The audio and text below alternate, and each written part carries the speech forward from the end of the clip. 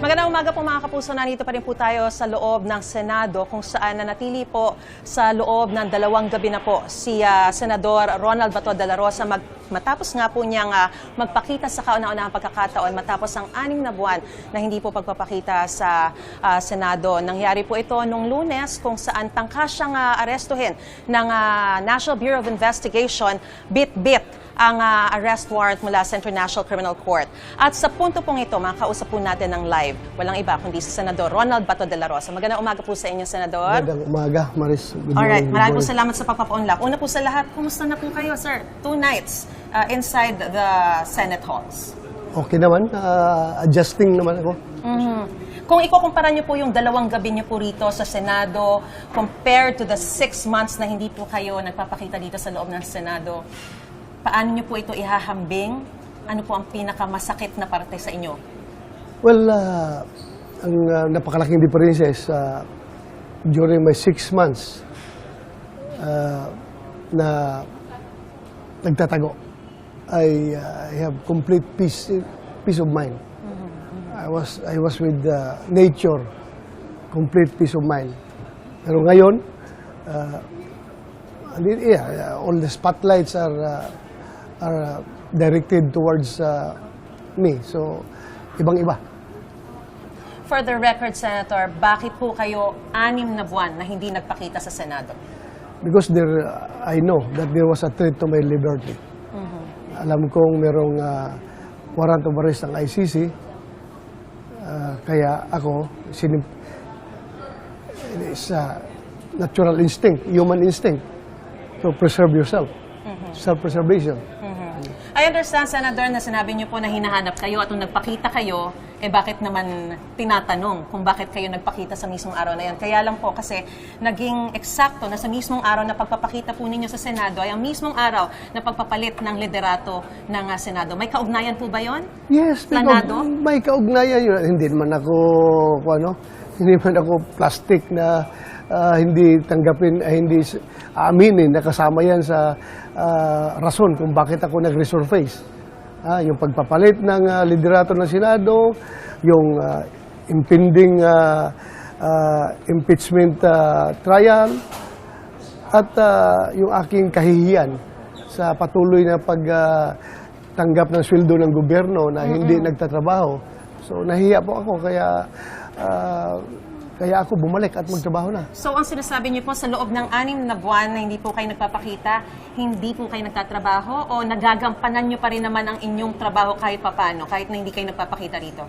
Nagampanan naman, pero not 100% talaga na unlike yung physically present ka, no? But you can still conduct your duties by, alam mo na, technology ngayon, di ba? Ang opisina ko po ay patuloy pa rin nagpa-file ng mga bills at lahat ng mga dapat gawin, ginagawa ng aking opisina. Pero iba talaga yung nandoon ka, present ka. Nung sinabi niyo na hindi 100% ninyo nagagampanan ng inyong trabaho, ano po ang pinakamasakit na parte sa inyo bilang isang senador na binoto po ng sambayanan? Yung ma-deprive. Again, sabihin nila, you are depriving yourself because it's voluntary disappearance, di ba? But yung nasa loob mo na gustong-gusto mo magtrabaho, lalong-lalo na may mga issues na alam mo na taos pwede ka makapag-share para sa ikabubuti ng ating bansa. But you are deprived of that opportunity because mayroong ang threat sa iyong life and liberty. So talagang masakit yun para sa'yo. At aside from that, yung deprivation mo from your family. Hindi mo makikita. Yes, we understand. Ano po ang reaksyon nyo na kinumpirma na ng International Criminal Court na lehitimo yung arrest warrant para po sa inyo? Well, wala naman talaga tayong, I was not hoping otherwise. Alam kong they are talagang determined sila na i-prosecute kami ni President Duterte. So, I was expecting for the worst. May punto po ba dun sa 6 na buwan na hindi po niyo pagpapakita dito sa Senado na naramdaman yung muntik na kayong matuntun ng mga authorities? Never. Never in my wildest imagination. I was very safe. Dahil intel po kayo. So alam na alam niyo kung saan kayo. Never talaga, never. Very much secured ako. Safe. May punto po ba na nag-disguise kayo? Hindi naman. Pag ako'y dumadaan sa mga checkpoint ng pulis o sundalo, pag open ko sa bintana sa window ng aking sasakyan, magsasaludo mo yung mga pulis at sundalo. Ah, talaga? So, Sabihan ka pa, makikita kayo? Oo, sabihan ka pa, sir, ingat sir ha. Ingat sir, nasa likuran mo kami. Ingat lang kayo sir. Yun ang sabi sa akin ng mga sundalo at pulis. Reaksyon niyo po na kinumpirma na po na International Criminal Court yung 3 charges laban kay dating Pangulong Rodrigo Duterte, and this will proceed to a full trial. As I have said, I am expecting for the worst. Alam kong talaga determined sila dahil trophy ng ICC, si Pangulong Duterte. Trophy yan. So talagang wala man silang ibang kaso doon na hinahawakan ngayon at present. Wala silang ibang detainee. Si President Duterte lang talaga, yun lang ang source ng kailang hanap buhay. Yun lang ang source ng funding ng ICC. Bakit patuloy yung funding lang coming from the member countries? Okay. Minsan po kayong nagsabi na gusto niyo pong damayan si dating Pangulong Rodrigo Duterte sa Dahig. At kung maaari nga raw po, kayo pang mag-alaga sa kanya. Correct. Nagbago na po ba ang inyong pananaw at ang inyong nais? Yes, medyo nagbago. Dahil nung nalaman natin na hindi pala basta-basta makabisita sa kanya, kahit na magbisita ka, ang allowed doon, yung immediate family lang. Tapos yung kapwa, kung pareho pa kayong kapwa detainee, walang assurance na magkasama kayo doon sa isang silda or isang building, hindi mo alam kung saan kayo ilalagay at very strict ang policies nila doon. So, it defeats the purpose of being there with him in the same vicinity. Kung hindi mo siya malalapitan, hindi mo siya makakommunicate. Alright.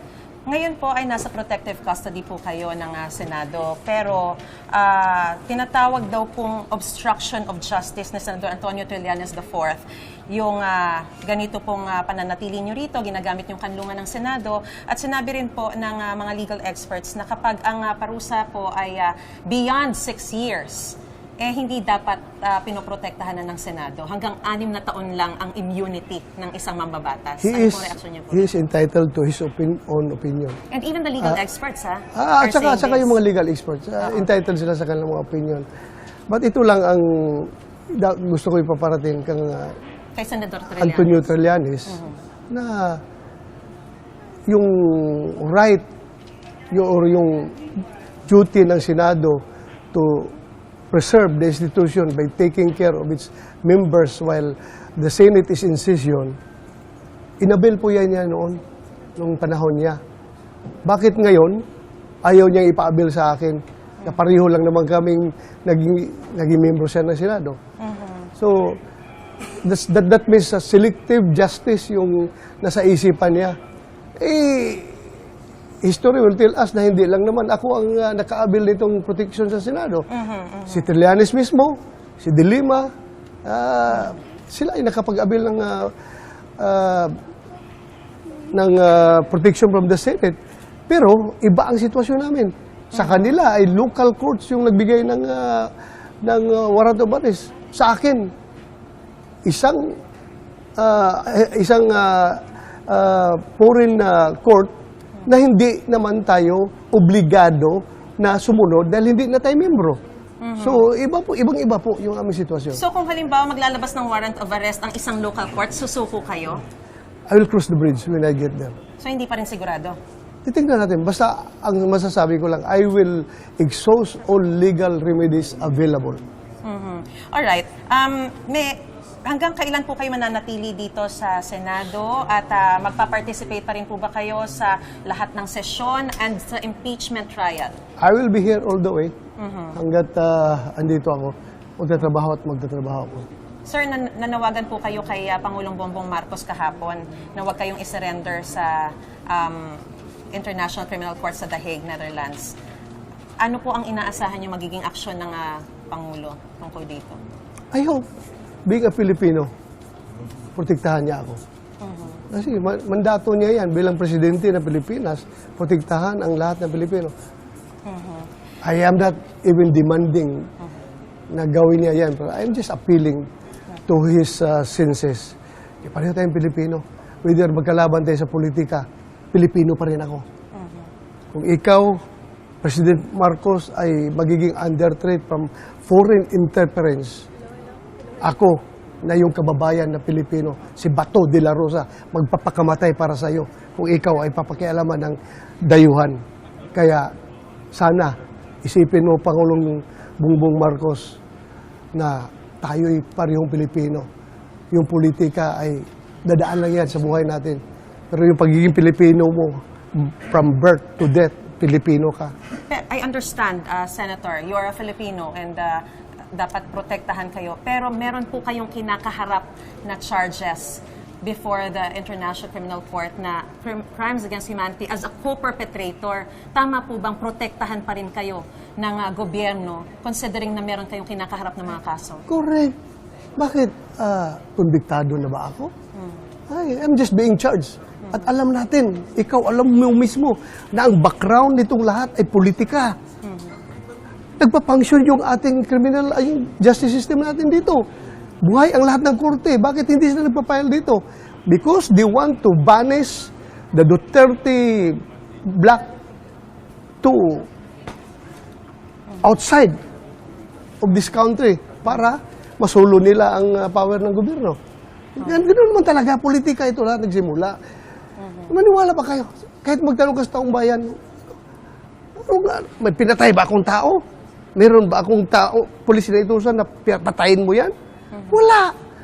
After ako nagserbisyo ng tapat dito sa ating bansa, for how many years? Simula pa nung kadete ako sa PMA hanggang naging Chief PNP ako. Yung buong puso ko ay dinidicate ko sa aking serbisyo. Then pagkatapos ito, ganito mangyayari sa akin. So, very discouraging. But still, I will not surrender.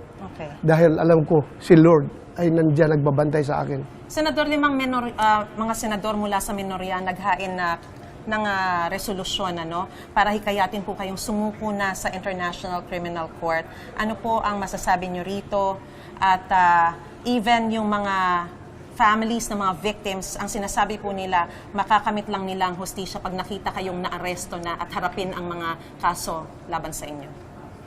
Muna sa 5 minority senators. Minority, Kapwa okay. nyo. Okay. Sa minority senators, out of 24, 5 sila. Di ba? Ito naman mga kuno, pamilis ng victims kuno ng AJK. Ilan sila? Siguro, kung percentage-wise, bigyan natin. Kahit na 10% Filipinos ang nagsasabing sumuko ka sa ICC. Pero 90% ng Pilipino nagsasabi sa akin, Sir, huwag kang magpapahuli sa mga dayuhan. Pilipino tayo, we are a sovereign state.